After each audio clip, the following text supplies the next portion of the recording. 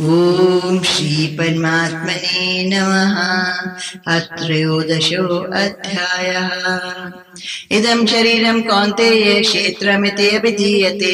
एतद्यो वेत्ति तं प्राहुः क्षेत्रज्ञ इति तद्विदा।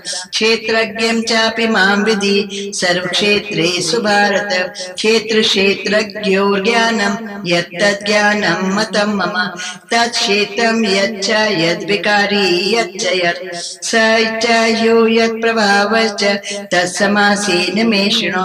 ऋषिभिर्बहुधा गीतं छन्दोभिर्विविधैः कृतं ब्रह्मसूत्रपदैश्चैव हेतुमद्भिः विनिश्चितैः। महाभूतानि अहङ्कारो बुद्धिर्व्यक्तमेव च इन्द्रियाणि दशैकं च पञ्चचेन्द्रियगोचरा। इच्छा द्वेषः सुखं दुःखं सङ्घातश्चेतनादिति। एतत् क्षेत्रं समासेन सविकारम् उदाहृतम्। अमानित्वम् अदम्भित्वम् अहिंसा शान्तिरार्जवम् आचार्योपासनं शौचं शौर्यम् आत्मविनिग्रहः। इन्द्रियार्थेषु वैराग्यम् अहङ्कार एव च। जन्म मृत्यु जरा व्याधे दुःख दोषानुदर्शनम् असक्ति अनभिष्वङ्गः पुत्रदार गृहादिषु। नित्यं च समचित्तत्वम् इष्टानिष्टोपपत्तिषु। मयि चानन्ययोगेन भक्तिरव्यभिचारिणी।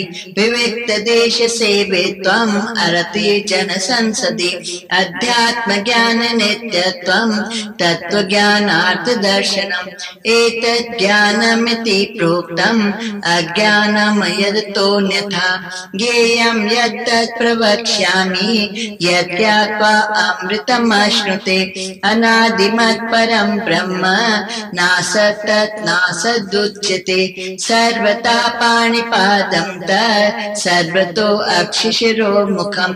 सर्वथा श्रुतिमल्लोके सर्वम् आवृत्य तिष्ठति। सर्वेन्द्रिये गुणाभासं सर्वेन्द्रियविवर्जितम् असक्तं सर्वविचैव निर्गुणं गुणभोक्ति च। भैरन्तश्च भूतानाम् अचरं चरम एव च। सूक्ष्मत्वात् तद्विज्ञेयं दूरस्थं चान्तिके च तत्। अविभक्तं च भूतेषु विभक्तम् इव च स्थितम्। भूतभर्तृ च तद्ज्ञेयं ग्रसिष्णु प्रभविष्णु च। ज्योतिषामपि तज्ज्योतिस्तमसा परम उच्यते। ज्ञानं ज्ञेयं ज्ञानगम्यं हृदि सर्वस्य वेष्टितम्। इति क्षेत्रं तथा ज्ञानं ज्ञेयं चोक्तं समासता। मद्भक्त एतद्विज्ञाय मद्भावायोपपद्यते। प्रकृतिं पुरुषं चैव विधि अनादि उभावपि। विकारांच गुणांचैव विधि प्रकृति संभवाम्। कार्यकरणकर्तृत्वे हेतु प्रकृतिरुच्यते। पुरुषा सुख दुःखानां भोक्तृत्वे हेतुरुच्यते। पुरुषा प्रकृस्तो हि भुङ्क्ते प्रकृतिजान् गुणान्। कारणं गुणसङ्गोऽस्य सदसद्योनि जन्मसु। उपद्रष्टा अनुमन्ता च भर्ता भोक्ता महेश्वरः। परमात्मेति चाप्युक्तो देहे अस्मिन् पुरुषा परा।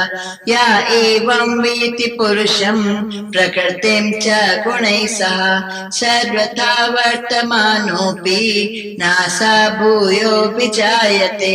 ध्यानेन आत्मनि पश्यन्ति केचिदात्मानमात्मना। अन्ये सांख्येन योगेन कर्मयोगेन चापरे। अन्ये त्वेवमाजानन्तः श्रुत्वा अन्येभ्यः उपास्यते। तेऽपि चातितरन्त्येव मृत्युं श्रुतिपरायणाः। कर्मण यावत् संजायते किंचित् सत्तं सावरजंगमम् क्षेत्र क्षेत्रज्ञ संयोगात् तद्विधि भरतर्षभ समं सर्वेषु भूतेषु तिष्ठन्तं परमेश्वरं विनश्यसु विनश्यन्तं या पश्यति स पश्यति समं पश्यन्ने सर्वत्र समवस्थितमीश्वरं नाहि नास्ति आत्मनात्मानं ततो याति परां गतिं प्रकृत्यैव च कर्माणि क्रियमाणानि सर्वशः या पश्यति तथात्मानम् अकर्तारं स पश्यति यथा भूत पृथक् भावम् एकस्त्वम् अनुपश्यति तत एव च विस्तारं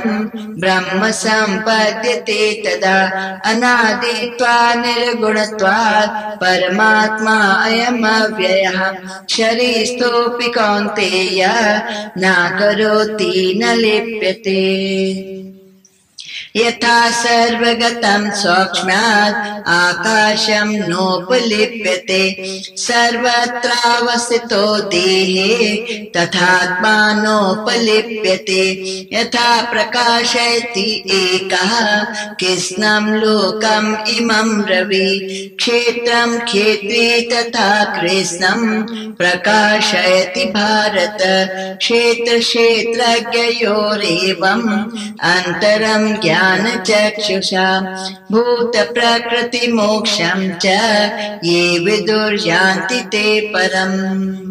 ओम तत्सदिति श्रीमद्भगवद्गीतासु उपनिषत्सु ब्रह्म विद्यायां योग शास्त्रे श्री कृष्णार्जुन संवादे क्षेत्र क्षेत्रज्ञ विभाग योगो नाम त्रयोदशो अध्याय। हरि ओम तत्सत् हरि ओम तत्सत् हरि ओम तत्सत्। श्री कृष्णार्पणम् अस्तु। शुभं भूयात्। वसुदेव सुतं देवं कंसचानूरमर्दनं देवकी परमानन्दं कृष्णं वन्दे जगद्गुरुम्।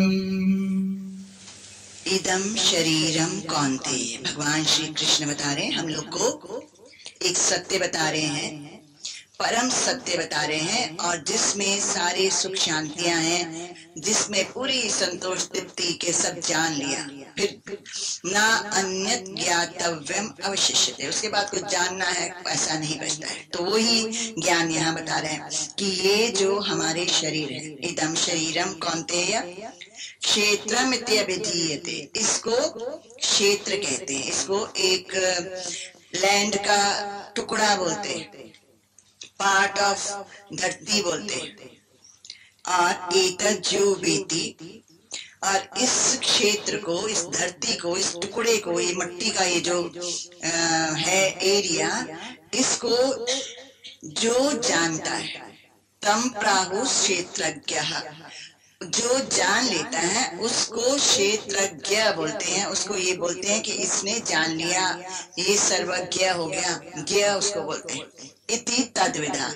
ये जो क्षेत्र और क्षेत्रज्ञ का विवेक है, जो ज्ञान है, इसको जो लोग जानते हैं, मतलब अल्टीमेट ट्रुथ को जिन्होंने जान लिया, तद्विधा, जो जाननहार हैं, ज्ञाता हैं, वो ऐसा बताते हैं कि ये जो हमारे शरीर है, ये तो एक लैंड है, और एतत् जो वेति तम, इस लैंड के अंदर जो है, जो इस सर्वस्व को जानता है, इस धरती के टुकड़े को अच्छी तरह से जानता है, ज्ञ वस्तु, उसको क्षेत्रज्ञ, माना क्षेत्र को जानने वाला कहते हैं। क्षेत्रज्ञं चापि मां विद्धि सर्व क्षेत्रेषु भारत। तो संपूर्ण क्षेत्रों में, माना संपूर्ण शरीरों में, शरीर एक मट्टी का टुकड़ा है, धरती का टुकड़ा है, उन सारे ही धरती के टुकड़ों में क्षेत्रज्ञ चापी मां विद्धि। क्षेत्रज्ञ तो केवल मुझे ही जानता है। किस मुझको? आत्मा को। आत्मा का ही दूसरा नाम कृष्ण है। तो हर देह के अंदर जो जानता है सारी देह को, जो सब कुछ जानता है ज्ञेय वस्तु, वो तो आत्मा ही है और सबके अंदर वो एक ही आत्मा ही है जो जानती है। क्षेत्र क्षेत्रज्ञोर ज्ञानम यत् तद ज्ञानम मतमम। और मेरा मत क्या है, मेरा परम सत्य क्या है, मैंने कैसे रचना की है, मैं तुमको बताता हूँ कि जो लोग इस क्षेत्र को अच्छी तरह जान लेते हैं, धरती के टुकड़े को, फील्ड को, और क्षेत्रज्ञ इसमें रहने वाले इस आत्मा को अच्छी तरह से जान लेते हैं, दोनों को, और उसके ज्ञान को प्राप्त कर लेते हैं। तद ज्ञानम, वही ज्ञान है, वही ज्ञानी है जो इस शरीर को जान लेते हैं और इसी शरीर के अंदर स्थित आत्मा को जान लेते हैं। वो ज्ञानी पुरुष है, उन्होंने वास्तविकता को जान लिया। तो मजा जानने योग्य वस्तु क्या है कि हम अपने शरीर को जाने और अपनी आत्मा को जाने, बस इतना ही जानने लायक है। क्योंकि इतने को जानने के बाद, क्योंकि यही सर्वत्र है, इतना ही टुकड़ा टुकड़ा सब है, इस एक जगह पर जान लेने के बाद सर्वत्र हम जान लेते हैं कि सर्वत्र सेम ही शरीर है, जैसा अभी बताया भगवान कृष्ण ने, और सेम ही एक आत्मा सब में है। तो एक जगह जानने के बाद हम संपूर्ण त्रिलोकी को जान लेते हैं, सर्वज्ञ बन जाते हैं, ज्ञानी बन जाते हैं, पूर्ण ज्ञानी बन जाते हैं। और जो शब्दों को दोहराते हैं ज्ञान के और सुनाते हैं लोगों को, वो अज्ञानी होते हैं, जो ज्ञानी नहीं होते। तत्क्षेत्रम यच्च, ये जो शरीर है, वो ये जो है, यादृक् जिस प्रकार का है, यद विकारी जिन जिन चेंजेस वाला है, यतश्च यद जिस कारण से ये हुआ है, सच योग यत प्रभाव, और ये जो आत्मा है वो किस प्रभाव वाला, प्रभाव ना महिमा शक्ति ऐश्वर्य वाला है। तत्समासेन में शृणु, वो मेरे से तू संक्षेप में सुन, क्योंकि ये सुनने से ही तू ज्ञा होगा, और जब तू ज्ञा हो जाएगा तो तेरे को कोई अंदर में संशय भ्रम नहीं रहेगा, संतुष्ट होके तृप्त हो जाएगा। दोनों को जान लो। ऋषिभीर बहुधा गीतम छंदोभीर विविधि पृथक, नाना नाना प्रकार के छंदों के द्वारा बहुत सारे ऋषियों ने बहुत प्रकार से इसके बारे में गाया है, बताया है। ब्रह्म सूत्र प्रदेश हेतु मतभेद विनिश्चित, और अच्छी तरह से उसका हिसाब किताब लगा करके, हेतु मतभेद मना उसका युक्ति युक्त सब सही ढंग से उसका कॉज इफेक्ट सब बता करके विनिश्चित, जो निश्चित कर लिया, जो सारांश निकला, जो सत्य बीच में से निचोड़ लगता, वो ब्रह्म सूत्र पदों के द्वारा बता दिया है। इसके विषय में ब्रह्म सूत्र के पदों में बता दिया है। महाभूतानि अहंकारो, पांच तो महान भूत, जल वायु पृथ्वी अग्नि आकाश, और अहंकार बुद्धि, और अव्यक्तमेव, अव्यक्त माना सूक्ष्म भूत, अपनी रियल फॉर्म में, गैस फॉर्म में जो पांच भूत होते हैं, जिनमें अभी मिश्रण नहीं होता और वो नहीं नजर आते। ये तो पंच भौतिक सब कुछ हमें नजर आता है, जब ये आपस में पांचों मिलते हैं तब कुछ स्थूलता आ जाती है और इस तरह से नजर आने लगता है। तो ये अव्यक्त पांच महाभूत जो दिखाई नहीं देते। इंद्रियाणी दशैकम च, 10 तो हमारी इंद्रियां, 5 ज्ञान इंद्रियां, 5 कर्म इंद्रियां और 1 मन।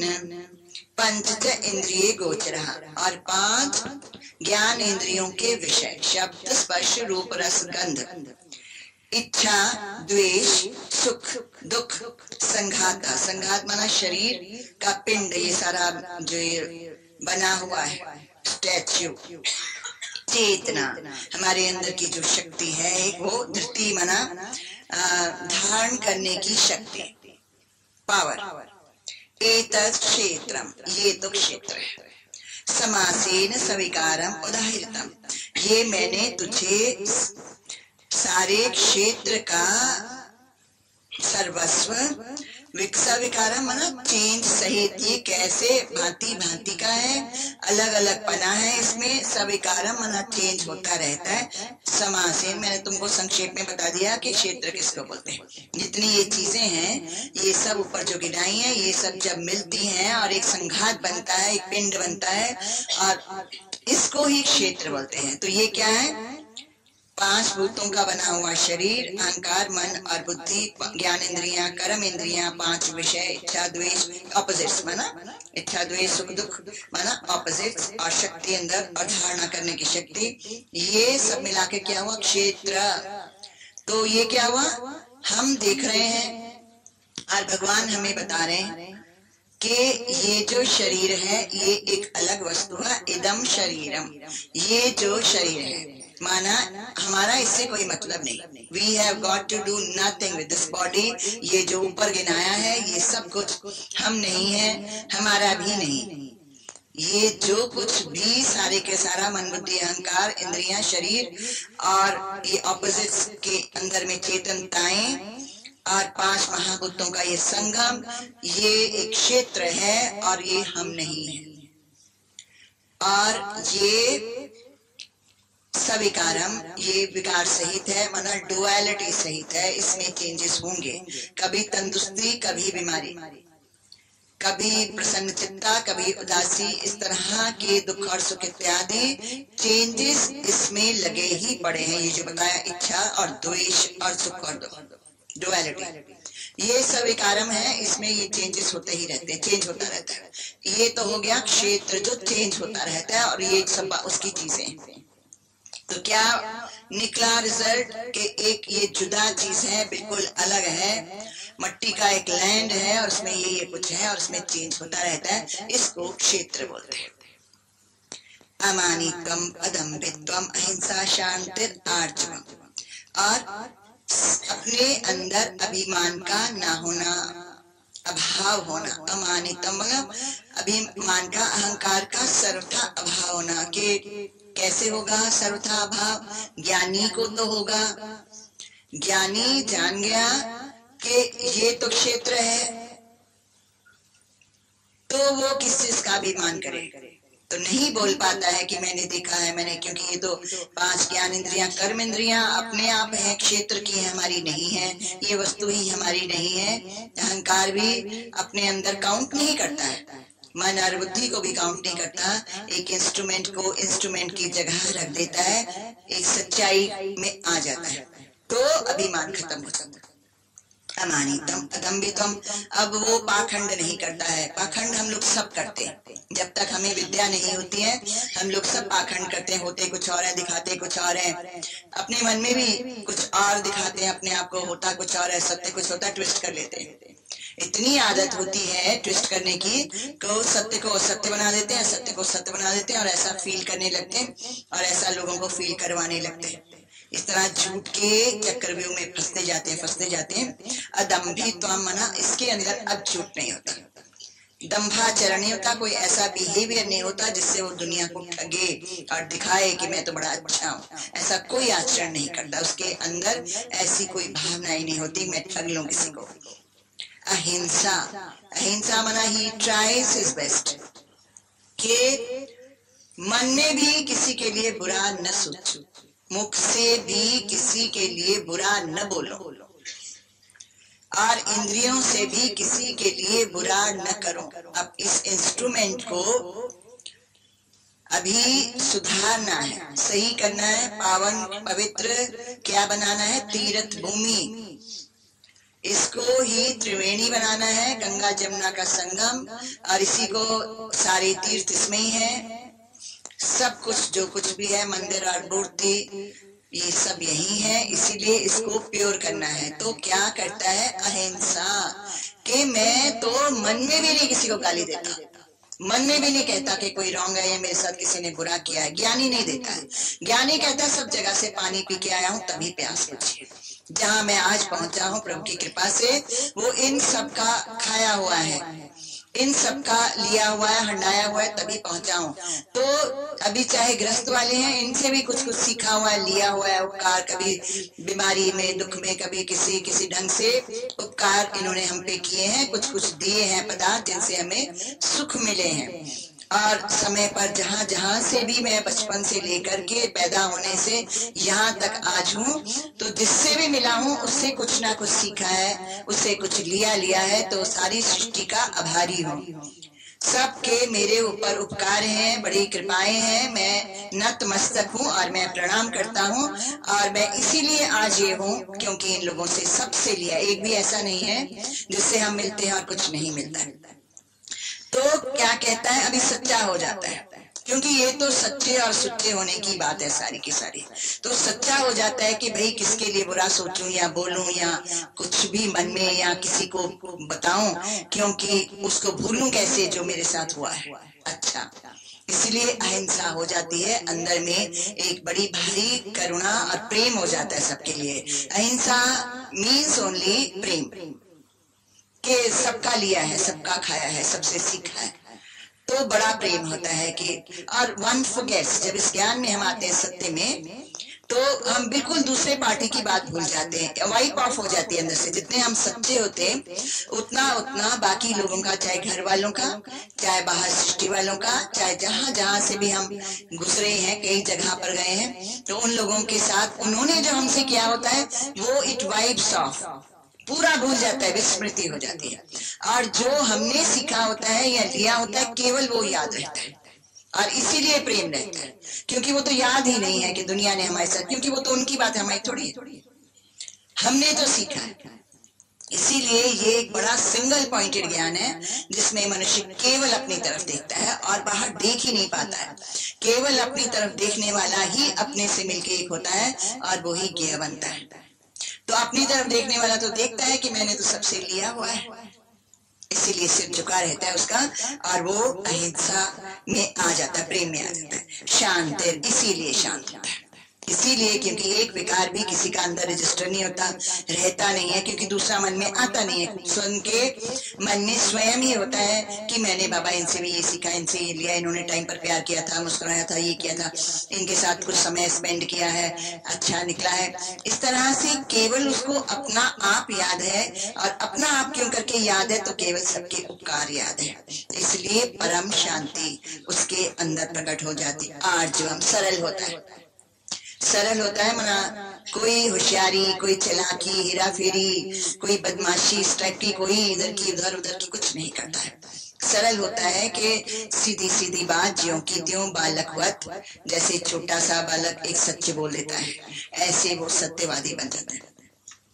आचार्योपासनम, और आचार्य का संग करता है, और आचार्य की भक्ति करता है, सेवा करता है।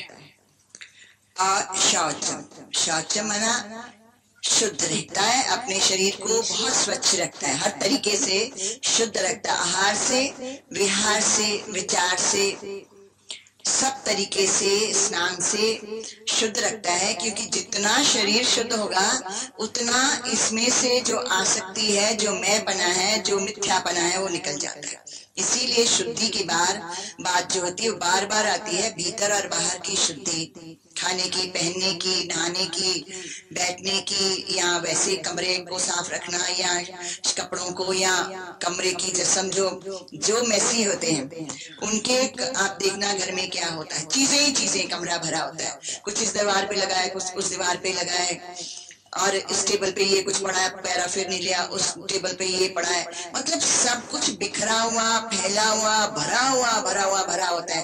वो शौचम नहीं हुआ, सफाई नहीं हो सकती, ना तो डस्टिंग हो पाएगी, न झाड़ू, ना ठीक से कटका, कुछ कोई नहीं कर पाएगा। हम खुद भी करने लगे तो हम लोग भी नहीं कर पाएंगे, तो वो लोग के पास तो समय ही लिमिटेड होता है, और मेंटली फिजिकली पॉसिबल ही नहीं। शौचम नहीं हो सकता, जो अपने कमरे बिखार के रखते हैं, शौचम नहीं हो सकता, और इसी शौचम नहीं होगा तो असंगता नहीं होगी।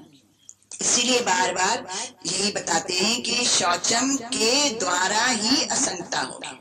केवल एक ही तरीका है जो हम देह से अलग हो सकते हैं, या पदार्थों से अलग हो सकते हैं, या ये रूम मेरा नहीं है, ये घर मेरा नहीं है, अगर वो पवित्र होगा, अगर वो शुद्ध होगा, और उसमें मिनिमम चीजें होंगी, और वो भी कवर्ड होंगी, और वो कुछ नहीं दिखेगा बाहर, तो ही उसमें से असंगता, नहीं तो वो चीजें ही बोलती रहती हैं, वो चीजें ही दिखती रहती हैं। तो ईथर जो होता है, आकाश ब्रह्म, वो तो नहीं दिखता है। उस कमरे में पदार्पण करो तो ब्रह्म नहीं दिखेगा, ब्रह्म की फीलिंग नहीं आएगी, खाली पना ईथर आकाश नहीं दिखेगा, ना फीलिंग में आएगा, ना एक्सपीरियंस में आएगा, ना ब्रीथ करेंगे हम ब्रह्म को।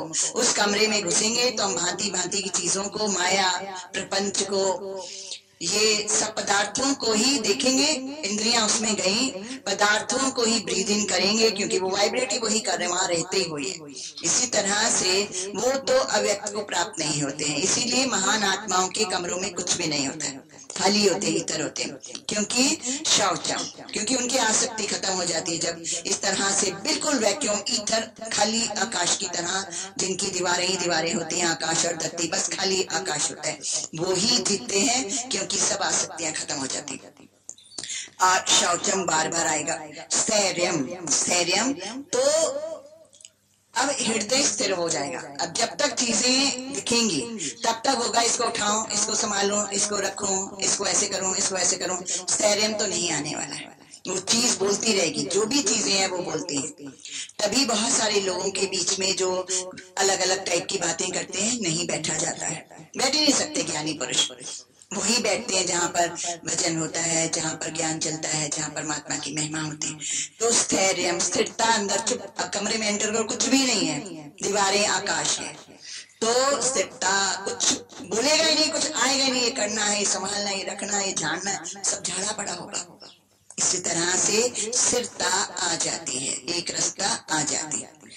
आत्म विनिग्रह, शरीर को वश में कर लेता है, समय समय अनुकूल अपना सब टाइम टेबल, नियम, सब टाइम टेबल बनाकर उसको सिखा देता है कि तुमको ये करना ही करना, और ऐसा ही सही है, इसमें भलाई है, ये धर्म है।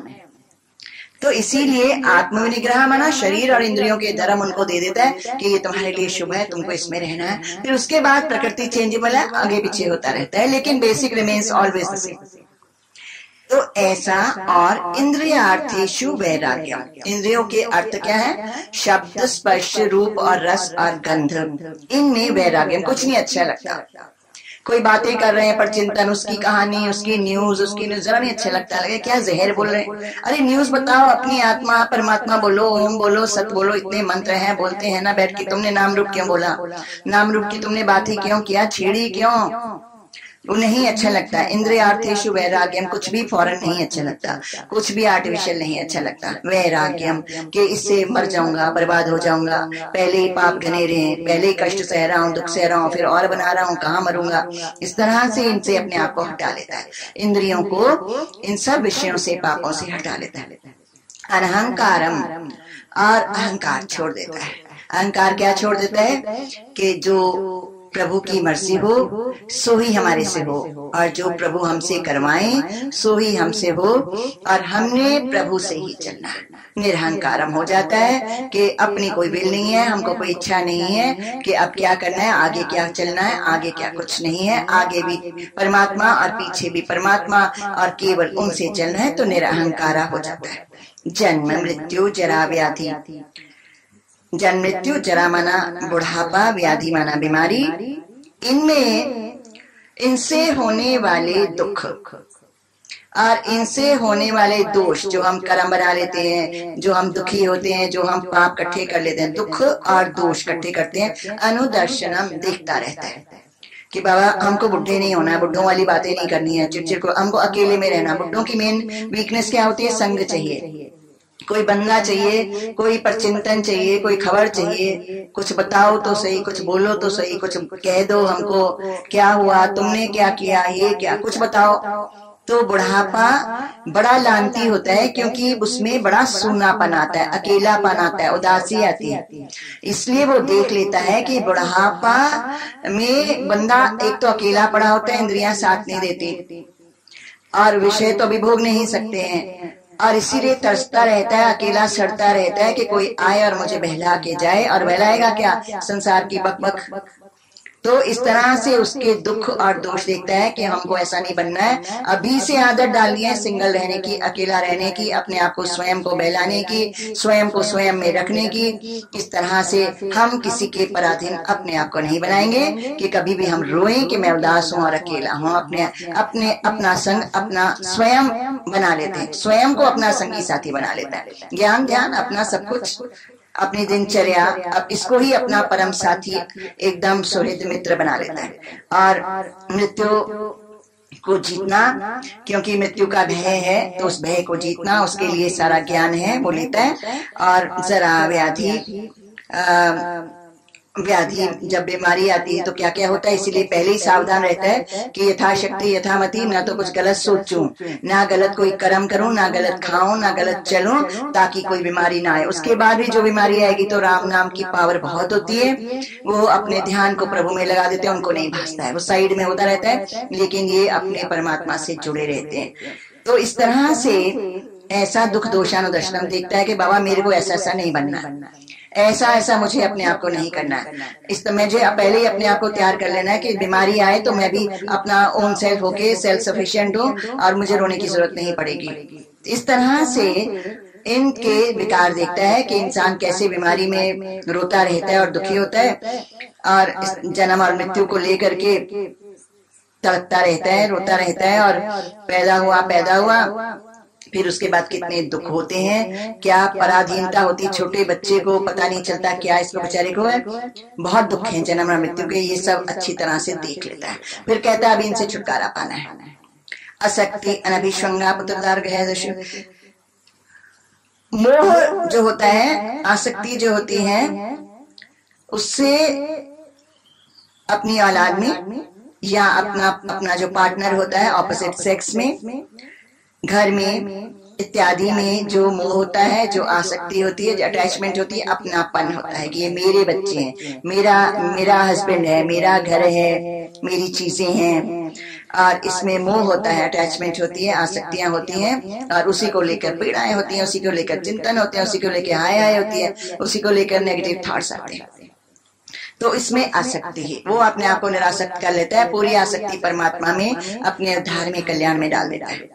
नित्यम च समचित्तत्वम, हमेशा ही अपने चित्त को सम करता चलता है कि ये भी मुझे उतना ही प्यारा है जितना ये प्यारा है, मेरे लिए सब समान है, सब एक से हैं, सब बराबर है, पक्षपात रहित और सम अपने आप को बना के शुद्ध बनाता है कि मैं कहीं फर्क नहीं करता, सब एक ही आत्मा है और सब एक ही शरीर है, क्षेत्र है। इस तरह से समचित्त बनाता रहता है। अनिष्टानिष्टोपपत्तिषु, जब इष्ट प्राप्त होता है मतलब फेवरेबल, किसी ने प्यार किया, किसी ने धिकारा, या कुछ मिला या ना मिला, कुछ आया कुछ गया, इस इष्ट के प्राप्ति में और अनिष्ट की प्राप्ति में, रॉन्ग अपमान शपमान आ गया, कुछ धन चला गया, कुछ चोरी हो गई, कुछ, उसके प्राप्त होने पर बिल्कुल सम बना रहता है। ऐसी प्रैक्टिस में रह के परफेक्ट होता है।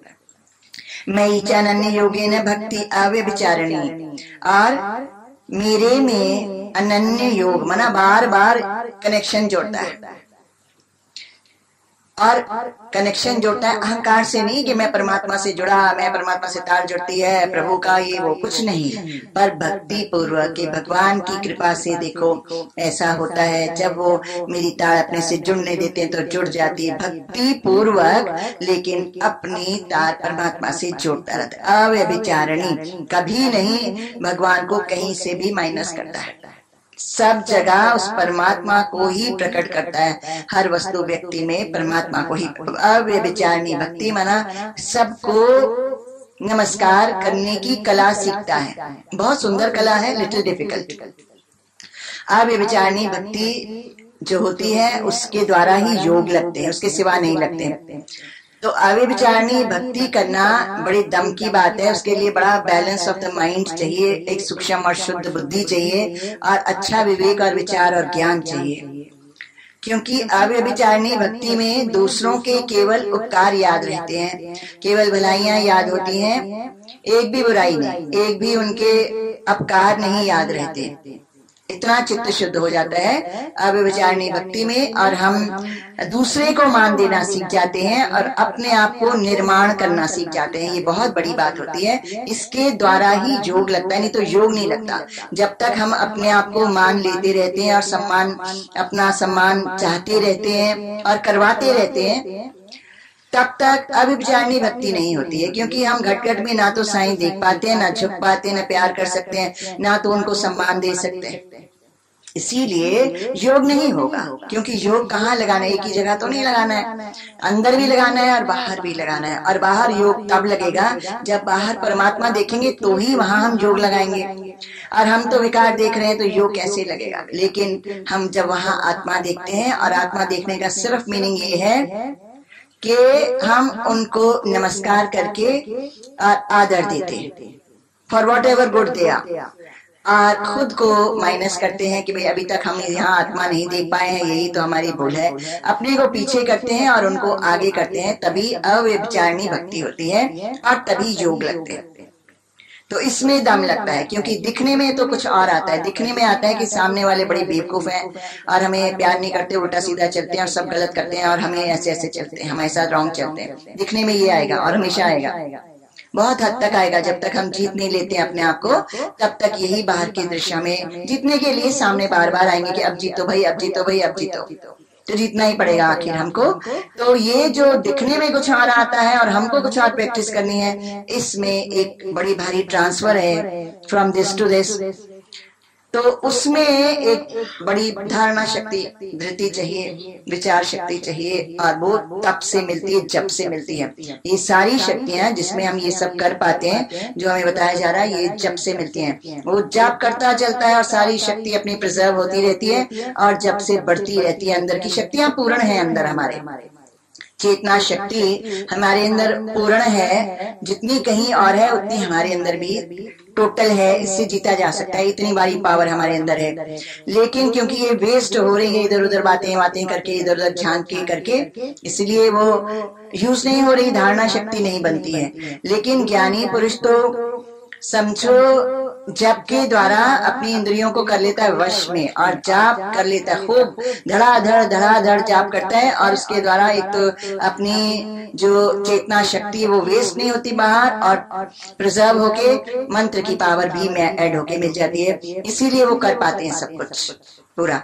इसीलिए भक्ति अव्यभिचारिणी विविक्त देश सेवितम, विविक्त देश माना एकांत में, अकेली जगह पर रहता है, बार बार कोना ढूंढ ही लेता है, अकेलापन ढूंढ लेता है। क्यों ढूंढ लेता है? क्योंकि सामने जिसके साथ जाता हूँ वही कुछ ना कुछ परचिंतन करता है। जो आके मेरे साथ बैठता है कोई ना कोई कहानी ले आता है, नाम रूप की बातें ले आता है। तो वो नाम रूप तो झूठ है और पाप है और कर्म बनते हैं और आत्मा से बहुत दूर ले जाते हैं। और इसी तरह से उसको नहीं अच्छा लगता है कि हमको कान में डालनी नहीं है कोई नाम रूप की बात, जगत सत्य नहीं करना है, झूठ को सच नहीं करेंगे, अभी सच को सत्य करेंगे। तो वो बैठ के अपने अंदर से सत्य को सत्य करता है, आत्मा को ही सत्य बनाता है। इसीलिए विविक्त देशी हो जाता है कि भाई क्या करो, इससे बात करो तो ये भी कोई छेड़ देता है नाम रूप की बात, वो छोड़ो, सबको छोड़ो, ये गिरने के हैं, ये लोग मिलेंगे, जहाँ हम जाएंगे तो भी हम गिर के आएंगे, और ये हमारे पास आएंगे तो भी हमें गिरा के ही जाएंगे। इसीलिए विविक्त देशी हो जाता है कि कोई आत्मा नहीं बोलता, कोई सच नहीं बोलता, कोई परमात्मा नहीं बोलता, कोई शुभ नहीं बोलता, गिले शिकवे लेके बैठते हैं, इनसे बात ही नहीं करो। विविक्त देश में उसको रहने की एक प्रीति आ जाती है, प्रेम आ जाता है कि अकेला ही अच्छा, कम से कम आत्म चिंतन करूंगा, गिरूंगा तो नहीं। अरति जन संसदी, और मनुष्यों का जो समुदाय होता है, लोग जहाँ इकट्ठे होते हैं और वो पैसे की बात करेंगे, यहाँ पदार्थों की बात करेंगे, यहाँ इसकी यहाँ उसकी यहाँ उसकी बातें करेंगे, जन संसदी विषय भोगों की बातें करेंगे, चीजों की बातें करेंगे। अरति, उसको जरा नहीं अच्छा लगता, वो वहां से अपने आप को हटा लेता है, उसको मजा ही नहीं आता। अध्यात्म ज्ञान नित्यत्वम, अध्यात्म ज्ञान माना जहाँ पर हम ज्ञान क्या है और अज्ञान क्या है, सत्य क्या है और असत्य क्या है, और मृत्यु क्या है और अविनाशी पद क्या है, इसको बैठ के निर्णय करते हैं और सत्य को पकड़ते चलते हैं और असत्य को छोड़ते चलते हैं। इस तरह से अध्यात्म ज्ञान नित्यतम, नित्य उसकी चिंता करता है, उसी की वार्तालाप करता है, उसी का सत्संग करता है, उसी का विचार करता है, उसी में अपनी रहनी बार बार प्रैक्टिस करता है। नित्यतम, नित्य उसी बात को अपना संगी साथी बनाता है, दिनचर्या बनाता है। तत्व ज्ञानार्थ दर्शनम, और तत्व ज्ञान माना हर चीज नूर है, नूर ने अपने आप को मैनिफेस्ट कर लिया जड़ में और चेतन में, और ये जो कुछ भी दिखता है और नहीं भी दिखता है वो सब कुछ नूर है। तो ये हो गया तत्व ज्ञान। इसका अर्थ दर्शनम। तो ये तत्व ज्ञान हम लोग क्यों लेते हैं, इसका मीनिंग क्या है, क्यों लेने का जरूरत है? दर्शनम, तत्व के दर्शन करने हैं। हर प्राणी में, हर जड़ वस्तु में हमें तत्व के ही दर्शन करने हैं कि प्रभु है, नूर है, निराकार है, ये ब्रह्म है, उसके दर्शन करने हैं। तो वो पूरा समय क्या कहता है, ऐसे तत्व ज्ञान को रिपीट करता है मन में, बुद्धि में, आचरण में, शब्दों में, के दर्शन कर लूं तत्व के ज्यों के त्यों, जैसा वो है वैसे उसके दर्शन कर पाऊं, एज इट इज। तो उसके लिए अभ्यास करता है। एतद् ज्ञानम इति प्रोक्तम, ये जो मैंने ऊपर गिना दिया, अमानितम से लेकर के दम्भित्वम से लेकर के, ये तो ज्ञान है। एतद् ज्ञानम, ये तो ज्ञान है। अगर हमारे अंदर ये लक्षण है और इसकी हम प्रैक्टिस में जुटे हुए हैं तो हम ज्ञानी हैं, और हमें इसको ज्ञान कहते हैं। अज्ञानम यद तो अन्यथा, इससे विपरीत जो कुछ है, इसके विपरीत क्या हुआ? मानित्वम, अभिमान, ठगना, किसी को अहिंसा करना, अशांत रहना और चालाक बनना, और समझो इस तरह के जो इसके ऑपोजिट के लक्षण हैं, ये तो सारा कुछ अज्ञान है। तो हमें क्या बता दिया पहले कि शरीर एक अलग मट्टी का टुकड़ा है, एक फील्ड है, और फिर ज्ञान बता दिया कि ये सारे लक्षण हमारे अंदर हों और इन्हीं का विचार बार बार हो और बार बार प्रैक्टिस हो, ये तो हम ज्ञानी बन जाएंगे। यही ज्ञान है, ऐसा बनना, ऐसा विचार करना और ऐसा जीना, प्रैक्टिस करना ही ज्ञान है। इसके विपरीत हमारे अंदर जो इसके अलावा दूसरी ऑपोजिट बातें हैं, वो अज्ञान है हमारा, उसको निकालना है और उसको नहीं टॉलरेट करना है, उसको नहीं अपने अंदर जगह देनी है, उसको निकाल के फेंक देना है, क्योंकि वो अज्ञान है। और अज्ञान, अंधेरा ही हमारे सारे दुखों का कारण है। ज्ञेयम यत् प्रवक्ष्यामि, जानने योग्य जो है वो मैं तुझे बताता हूँ कि क्या जानने योग्य है, क्या जानना है। अभी तक हम लोग क्या जानते हैं, कौन सी पिक्चर लगी है, न्यूज में क्या बोला, फलानी जगह क्या आग क्यों लगी, फलाना फ्लड कहाँ से आ गया, फिर से यही जानना चाहते हैं। फलाने रेस्टोरेंट, फलाना ये, फलाने का घर, फलाने के बच्चे, ये कुछ भी जानना चाहते हैं। लेकिन भगवान सीधा कैंसिल करते हैं, बोलो मर जाओगे तुम, ये जानते रहो जानते रहो, फिर एंड में तुम्हारी इतनी वीकनेस इंद्रियों में आएगी, तुम बैठ के सिर पटक के रोगे कि मेरा मगज चलता है, मुझे शांति पल भर नहीं है, मैं सो भी नहीं पाता हूँ, तुम ही रहोगे।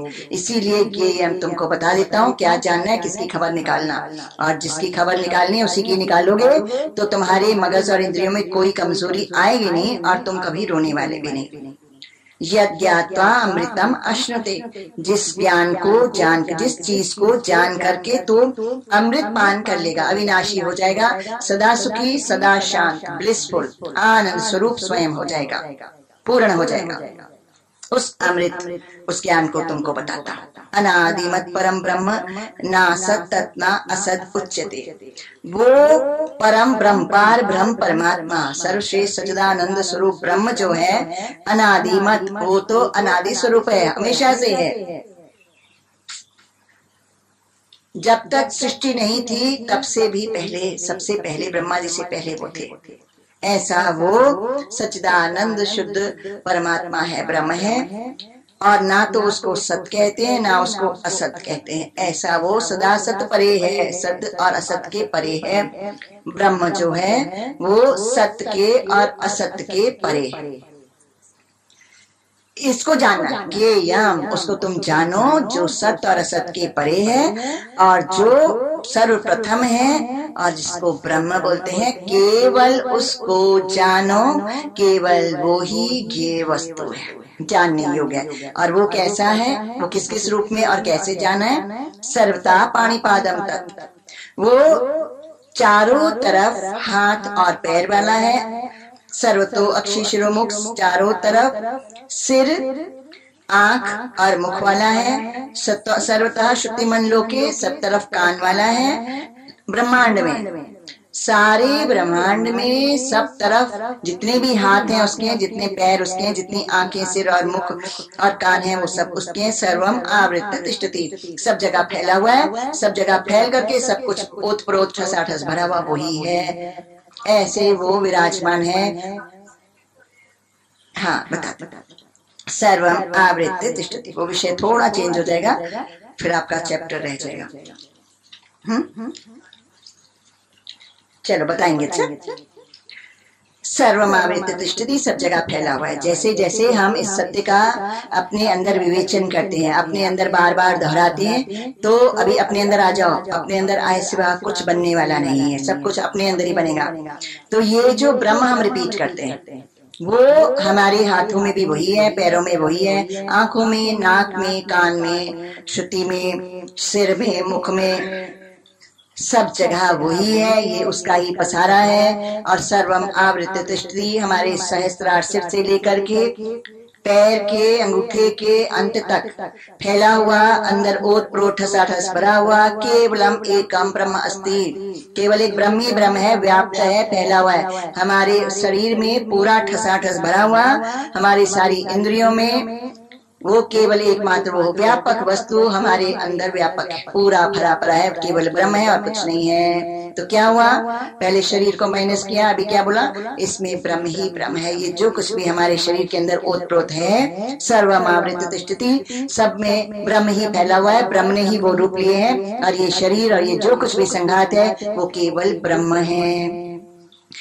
सर्वेंद्रिय गुणाभासम, सर्वेंद्रिय विवर्जितम, और वो ब्रह्म कैसा है हमारे अंदर और हमारे बाहर भी, समष्टि और व्यष्टि में। सर्व इंद्रिय गुणाभासम, सारी तो इंद्रियों से रहित है, वो ब्रह्म निर्लेप नारायण है, मस्त है और अकर्ता है और बिल्कुल अछूता है। और सर्व इंद्रिय गुणाभासम, और सब संपूर्ण इंद्रियों की में जो गुण है, सतो रजो तमो है, या उनके इंद्रियों के गुण है, देखना सुनना इत्यादि, वो उसको भासते हैं, वो उसको पता चल, उसको सब पता है, उनको सबका आभास है, लेकिन सबसे अलग है। निर्लेप नारायण भी है, अछूता भी है, लेकिन उसको सब पता भी है, उनको वो जानता है। असक्तम सदृत चैव निर्गुणम गुणभोक्ति च, असक्त रहता है इस बॉडी के अंदर, इन इंद्रियों से अछूता निर्लेप नारायण मस्त असंग रहता है, अकेला।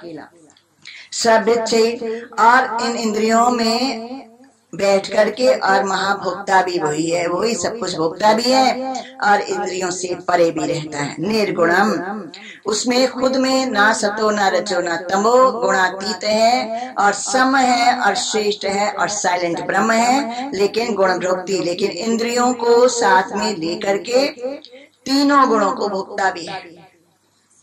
स्वयं इंद्रियों से रहित होने के कारण, तीनों गुणों से रहित होके ऐसे शांत पद में महाराजा बन के विराजमान है।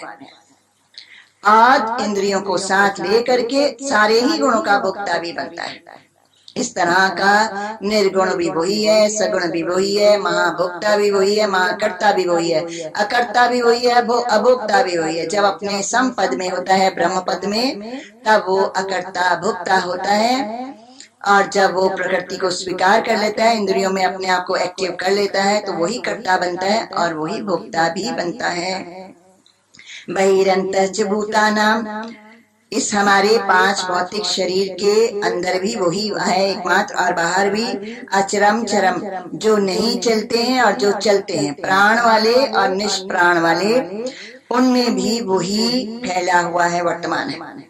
सूक्ष्मता तद अविज्ञेयम, क्योंकि वो इतना बारीक है, इतना सूक्ष्म है, इसलिए अविज्ञेयम नहीं जान पाते, नहीं देख पाते हैं, क्योंकि बहुत सूक्ष्म है।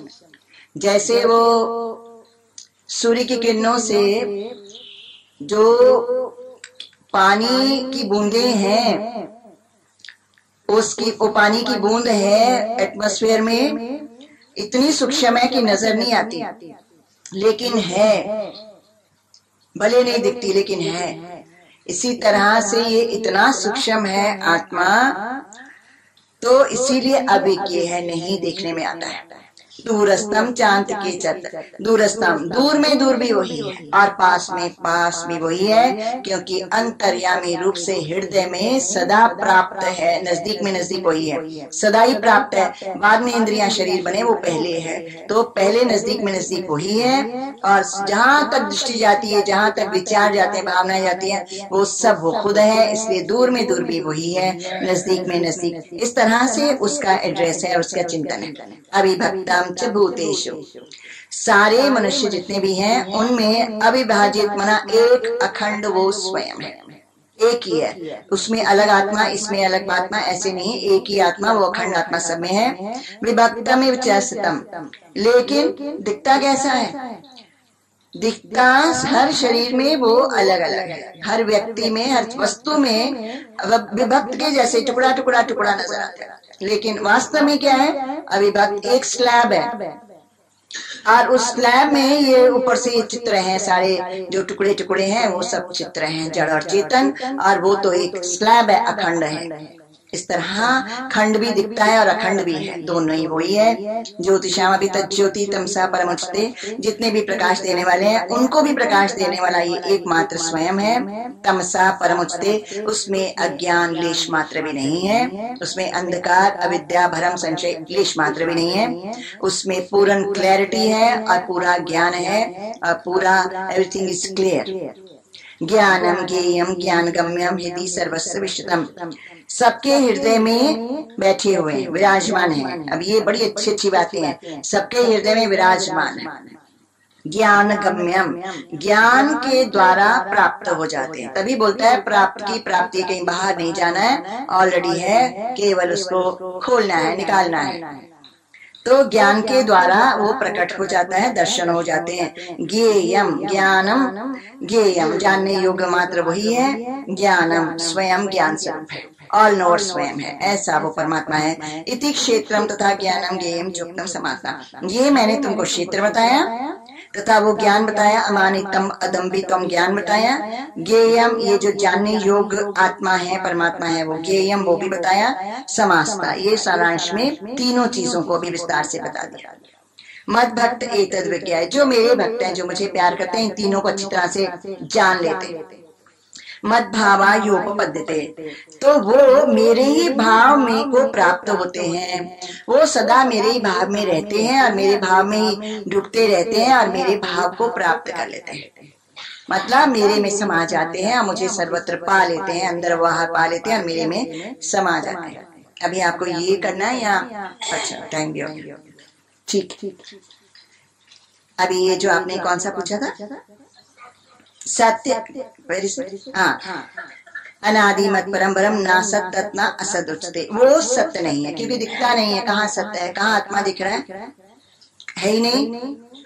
ना असत्य, असत्य भी नहीं है क्योंकि वो सदा ही है, वो एक पल भी नहीं है, कोई वस्तु व्यक्ति घटना नहीं है, कोई क्रिया शब्द नहीं है जो उसके सिवा है, तो वो असत्य नहीं है, वो है ही है। हर जगह, हर वक्त, हर समय, हर चीज में, हर एक्शन में वही है, एक्शन तक वही है, हर वस्तु भी वही है, तो वो असत्य नहीं है क्योंकि वो है ही है। लेकिन उसको सत्य भी नहीं बोलते हैं क्योंकि वो दिखता कहाँ है, सत्य हो तो दिखना चाहिए, दिखता तो है नहीं, भासता भी नहीं है, दिखता भी नहीं है, तो उसको सत्य भी नहीं बोलते हैं। और क्योंकि वो है ही है, उसके सिवा है नहीं कुछ, इसके लिए असत्य भी नहीं बोलते। तो क्या है वो?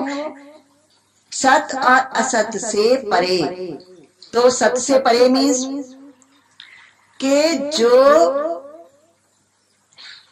ज्ञान है, के विजिबल जो कुछ भी है, जो दिख रहा है, जैसा ये दिख रहा है वास्तव में ये असत्य दिख रहा है। और जो हम तीजे नेत्र से एक ज्ञान चक्षु से एक भाव में देखते हैं कि ये ब्रह्म है, तो वो क्या हो गया? असत्य से हम परे गए तो हमें भाव रूप में अंदर आभास हुआ, एक फीलिंग हुई, एक एक्सपीरियंस हुआ अंदर कि ये जो कुछ भी विजिबल है असत्य है, चेंजेबल है। ये जो दिख रहा है वास्तव में ऐसा नहीं दिख तो रहा है, बंदा है और वो बंदा है नहीं, तो असत्य दिख रहा है। लेकिन असत्य से पीछे जब हम देखते हैं ज्ञान चक्षु से, तो वो हम उसको पाते हैं कि ये आत्मा ही इस रूप में वर्त रही है। तो असत्य से परे जाके उसके दर्शन होते हैं, असत्य में नहीं होंगे। जब तक हम नाम रूप क्रॉस नहीं करते, जब तक हम उसको मिथ्या नहीं करते, उस नाम को, उस बंदे को हम नहीं पा सकेंगे होते हुए वहां पर वही। तो उस नाम को असत्य करते हैं, मिथ्या करते हैं, तो हम पाते हैं कि ये राम है। और जो उस नाम को मिथ्या कैंसिल नहीं करते, वो नहीं पाते कि ये राम है, वो तो पाते हैं ये फलाना बंदा है और देखो कैसा है। तो असत्य से परे है, असत्य को जो कैंसिल करते हैं वो ही पाते हैं। और सत्य से परे, सत्य माना फिर ये जो दिख रहा है इसको सत्य मानो। दिख रहा है तो क्या करें? अब जो दिख रहा है इसको जब तक कैंसिल नहीं किया, आंख बंद नहीं किए, कान नाक मुख बंद नहीं किया, तो अविनाशी जो वो वास्तव में है वो नहीं दिखेगा। इनविजिबल का जो नूर है, जो परम रोशनी है, जो सत्य से भी परे है, जो दिख रहा है, जो भास रहा है, उसको कैंसिल करेंगे कि ये भले भास रहा है, भले ये दिख रहा है, भले ये सत्य स्वरूप है भी है ना, दिख रहा है ना, तो जब तक इसको कैंसिल नहीं किया तब तक नूर में दृष्टि नहीं आएगी।